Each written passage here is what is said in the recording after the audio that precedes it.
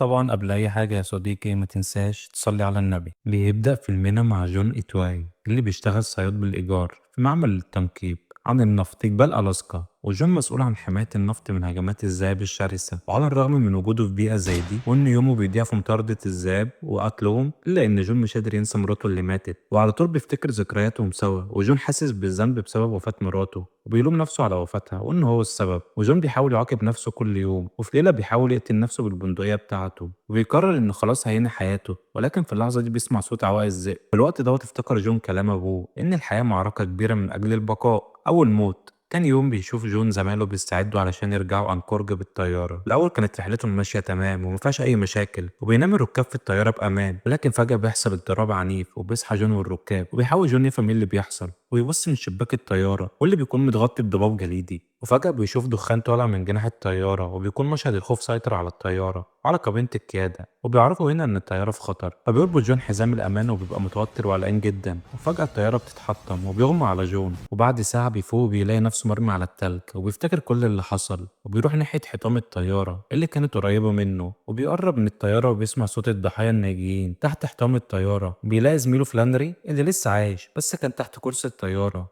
وبينقلوا جون وبيطلعوا من تحت الكرسي.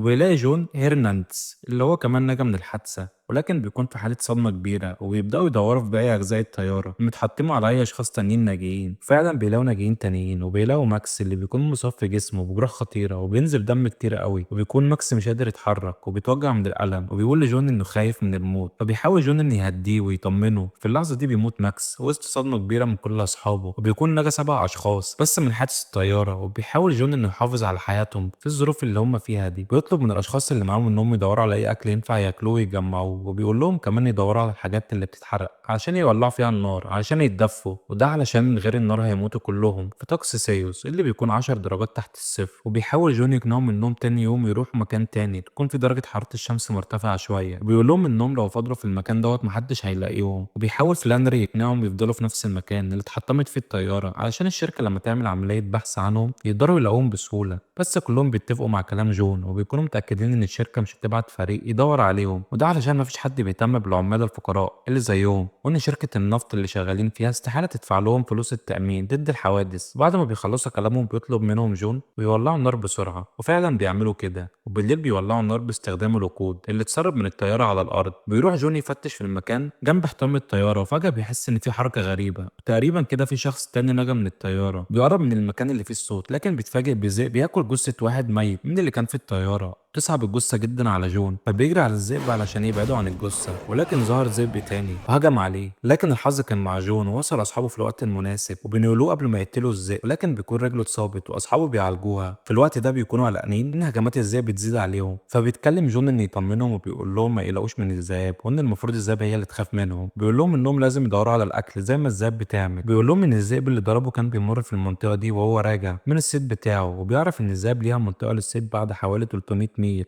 وان الذئب اللي هم ضربوه هيكون خايف انه يهجم عليهم تاني في الفتره دي. بيحذر جون من هجوم الذئاب وانهم لازم يكونوا منتبهين لكده. بيقول لهم ان الذئاب مش بتخاف من البشر ولا من اي حاجه، وان لو هم قريبين من وكر الذئاب فبالتاكيد هيهجموا عليهم. وسوء حظهم انهم مش عارفين اذا كانوا قريبين من وكر الذئاب ولا لا. بيسالوا دياز هو عارف كل المعلومات دي عن الذئاب دي ازاي، فبيرد عليه جون وبيقول له انه بياخد فلوس علشان يقتل الذئاب ويحمي العمال من هجمات الذئاب دي، وعشان كده هو عارف كل التفاصيل عنهم وعن حياتهم. وبيقول لهم ان ريحه دم الجثث اللي موجوده في حطام الطياره هتجذب الذئاب للمكان اللي هم فيه، وانهم لازم ينقلوا الجثث دي لمكان تاني، وانهم لازم يبداوا يدوروا على الاكل. وبعد شويه بيجمعوا الجثث بعيد عن الطياره، وبيشوفوا دياز وهو بياخد الحاجات الغاليه والفلوس من الجثث. فبيروحوا بيعتب عليه وبيقول له ان اللي انت بتعمله ده مش صح. بيهدده لو ما رجعش الحاجات اللي اخدها من الجثث هيضربه. وبالليل بعد ما جمعوا الجثث بيولعوا النار قدام المخيم، وبيقعدوا قدام النار وبياكلوا وبيكونوا كلهم تعبانين. في اللحظه دي بيشوف جون خيال من بعيد وبيقوم يشوف مين، وفجاه بيسمع صوت ذئب وبيمسك خشبة مولعة بالنار. وبيشوفوا مجموعة من الذئاب المفترسة، وبيقول جول لزمايله إنهم ما يعملوش صوت وما يتحركوش من مكانهم ويبصوا للذئاب علشان تخاف منهم. وبعد شوية بتمشي الذئاب،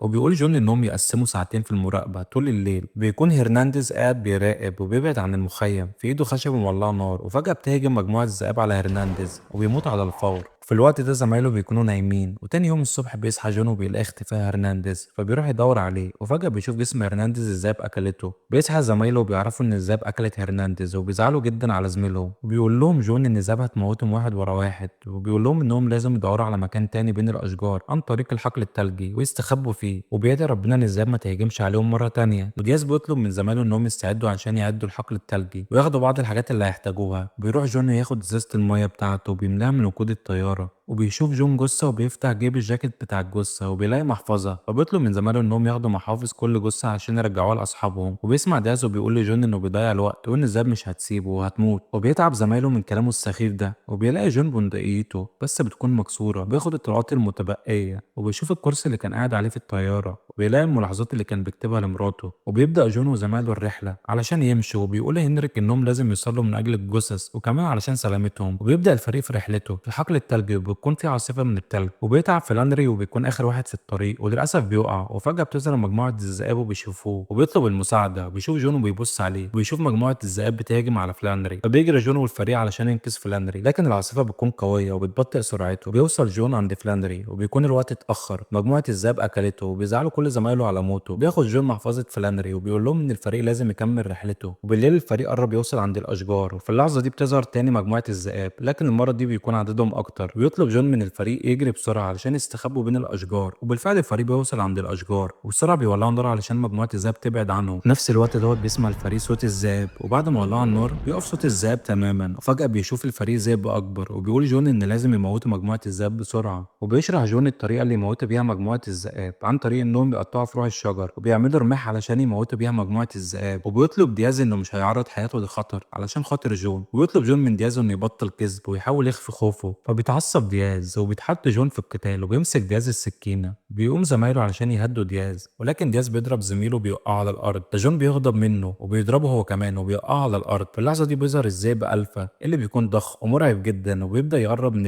الفريق كله بيخاف منه، لكن فجأة الذئب بيمشي بعيد وبيكون جاي علشان يحدد فريسته فقط. جون بيدي السكينة لدياز وبيقول له يحضر رمحه، وبيحس بندم على اللي عمله مع دياز. فجأة بيهجم ذئب على دياز وبيتحرك الفريق مع بعضه علشان يواجهوا الذئب وبيموتوا الذئب ده. والفريق هنا بيحس بالفرحة لانتصارهم على الذئب، لكن جون بيقول لهم ان الذئب اللي قتلوه ده مش هو الذئب الفا، ده مجرد اختبار ليهم. وبينما الفريق بيستعد للانطلاق بيسمعوا صوت ذئب تاني، وبيعرفوا ان مجموعة الذئاب لسه بتطاردهم. دياز مش فارق معاه صوت الذئاب، وبياخد راس الذئب ويرميها في اتجاه صوت الذئب اللي جاي من فوق الجبل. وجون بيقول لهم انهم لازم يكملوا مشي دلوقتي، وبيشدد على ان الذئاب حيوانات بتنتقم لنفسها. والفريق هنا بيكمل في الغابة وبيستغربوا انهم مش قادرين يريحوا شوية. في النهاية بيقعدوا في مكان آمن ويولعوا نار في المخيم، وبيبقوا قادروا انهم يتمكنوا من الهروب من الذئاب اللي كانت بتطاردهم. لكن فجأة بيصحى بيرك من نومه وبينادي على اسم شخص، وبعدين بيرجع ينام تاني. جون بيلاحظ ان بيرك بدأ يهلوس بسبب نقص الاكسجين، وجون بيحاول يصحي بيرك ولكنه مش بيرد ولا بيصحى، وبيعرف انه للاسف مات. وجون هنا بيزعل جدا على بيرك وبيحس انه ما قدرش يحميه. مع تحسن العاصفة بيولع جون نار مرة تانية علشان يدفوا نفسهم. في اللحظة دي بيفتكر جون الرسالة الأخيرة اللي كانت كاتباها له مراته، وبيفتحها. جون بيشوف حاجة غريبة وبيطلب من هنري انه يصحي الفريق، وبيكتشف جون علامة إقليمية ودي بتكون دليل على وجود منطقة مأهولة. في نفس الوقت بيسمعوا صوت مية نار قريبة منهم، وبيقرروا يمشوا في اتجاه الصوت. بعد وقت قليل بيوصل لجبل عالي والنهر بيكون تحتهم، والفريق بيحاول يلاقي حل علشان ينزلوا للنهر، وبيقدروا يعملوا حبل طويل وينزلوا بيه. هنريك هو أول واحد بيخاطر بنفسه وينط من الجبل. بعد شوية بينادي على الفريق، ولما يسمعوا صوت يعرفوا انه نزل على شجرة. بعدها بينط دياز وبعده جون، لكن أثناء نزول جون تقع نضارته في الوادي ومش قادر يشوف كويس. وبيحاول يكمل لكن جزمته بتعلق في الحبل ومش قادر يتحرك. بيحاول ينقذ نفسه وبعدين بيقع جون على غصون الشجرة، والفريق هنا بيحاول ينقذه بسرعة، لكن قبل ما يوصلوا للأرض بيقع دياز على رجله بسبب غصن الشجرة وبتتلوي رجليه. بعدها بيلاقوا هدوم تلج على الأرض، وبيكتشفوا إن ذئاب هجمت على واحد وقتلته. جون بعد كده بيلاقي محفظة الراجل ده وبيقرر إنه يمشي في المنطقة دي قبل ما الذئاب ترجع مرة تانية، لكن دياز بيكون مصاب في رجله ومش قادر يمشي بسرعة. بعد فترة طويلة الفريق بيقدر يوصل للنهر، ولكن دياز بيقف وبيقع بسبب التعب وعدم قدرته على المشي. وبيطلب من جون وهنريك انهم يكملوا المشي ويسيبوه لانه مش عايز يكون سبب في موتهم من الذئاب. دياز بيدي لهنريك محفظته، وجون وهنريك بيحاولوا يقنعوه انه يمشي معاهم، لكن دياز مش قادر. بيشكروا دياز على لطفه معاهم وبيسيبوه بيمشوا. فجأة وهم ماشيين بتظهر مجموعة من الذئاب وبتبدأ تطاردهم، والفريق بيبدأ يجري ويفر منهم، لكن هنريك بيتزحلق وبيقع في النهر وبياخدوا تيار المية. وجون بيشوف الموقف وبينط في النهر علشان يوصل لهنريك وينقذه.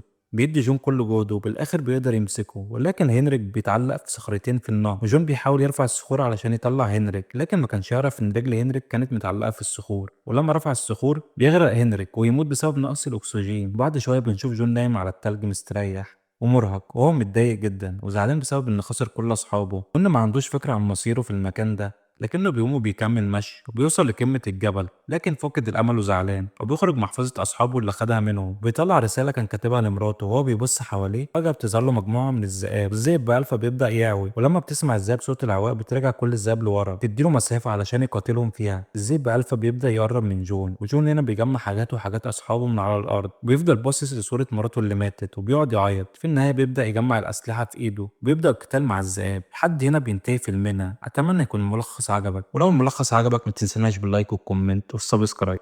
سلام.